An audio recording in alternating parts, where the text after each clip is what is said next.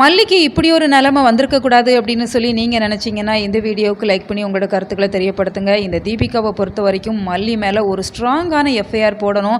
ஜென்மத்துக்கும் மல்லி வெளியில் நடமாடக்கூடாது அப்படிங்கிற ஒரு வார்த்தையை சொல்கிறாங்க. இப்போ விஜய் வீட்டில் இல்லாத சமயத்தில் இப்போ மல்லியை அரெஸ்ட் பண்ணியிருக்கிறாங்க. நாகு ராஜி 2 பேர் தான் இருக்கிறாங்க. நாகுவால் என்ன பண்ண முடியும்? இப்போ அவங்க உடனே பதட்டத்தில் அவங்க லாயரான தீபன் கிட்ட சொல்கிறாங்க. தீபனுமே பின்னாடி வந்துடுறாங்க அப்படின்னு சொன்னாலுமே இந்த தீபிகா தீபன் கிட்ட ரொம்பவே ஸ்ட்ராங்காக சொல்லிடுறாங்க.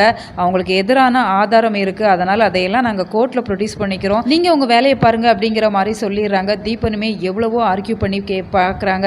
ஆனால் இந்த தீபிகா ரொம்பவே ஸ்ட்ராங்காக இருக்கிறாங்க. எப்படியாவது மல்லியை உள்ள தள்ளணும், அதுவும் 10 நாளைக்கு கோர்ட் லீவு அப்படிங்கிற சமயத்தில் மல்லியை ஜெயிலில் தள்ளிடணும் அப்படிங்கிற மாதிரி தான் அவசரமாக கேஸ் எல்லாம் ப்ரிப்பேர் பண்ணிகிட்டு இருக்கிறாங்க.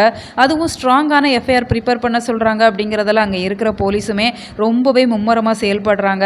அவசரமாக ஜட்ஜை பார்த்து அவங்களுக்கு தண்டனை வாங்கி கொடுக்கணும் அப்படிங்கிற மாதிரி கையோட இப்போ ஜட்ஜோட வீட்டுக்கு கூட்டிகிட்டு போகிறாங்க. ஜட்ஜோட பேர் தமிழ்ச்செல்வி அப்படிங்கிற மாதிரி போட்டிருக்கிறாங்க. இதில் இருந்து ஏதாச்சும் ஒரு புதிய ஜட்ஜி வருவாங்க அப்படின்னு சொல்லி தான் எதிர்பார்க்கப்படுது.